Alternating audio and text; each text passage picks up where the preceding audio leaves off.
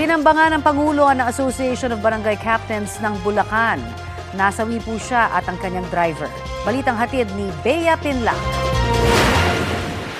Pasado alas 5 kahapon, bumabiyahe sa Barangay Ligas sa Malolos, Bulacan ang SUV na ito. Sakay ang Pangulo ng Association of Barangay Captains sa Bulacan na si Ramil Capistrano. Hindi na nahagip sa CCTV ang nangyari sa kurbada ng kalsada pero kitang nagtakbuhan ang mga tao at napaatras ang mga dumadaang sasakyan. Tinambangan na pala roon ang grupo ni Capistrano. Bumangga ang sasakyan sa tindahan.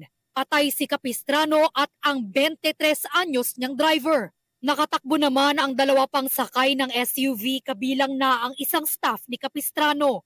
May tumawag sa amin na nagpuputukan nga daw dito, may nagbabarilan. Rumisponde kami, nakita namin, umaatras pa dito to, pero umaandar pa, umuusok. Kaya hindi naman kami makalapit. Sumabog, yun pala, yung gulungan sumabog. May dumating namang ambulansya, kaso talagang patay na talaga.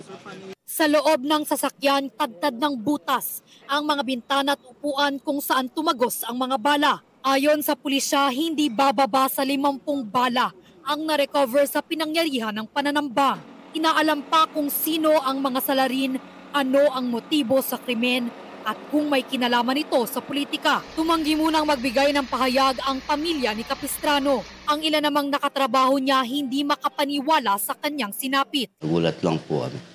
Siya po yung nawala na raw. Siya po ay mabait po siya.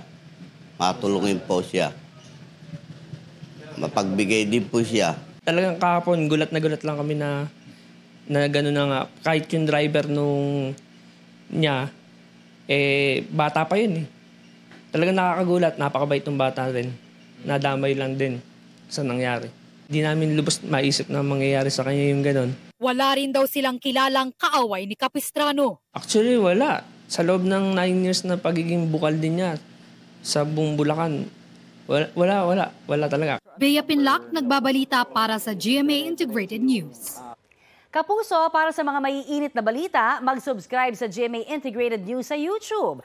Sa mga kapuso naman abroad, subaybayan nyo kami sa GMA Pinoy TV at sa www.gmanews.tv.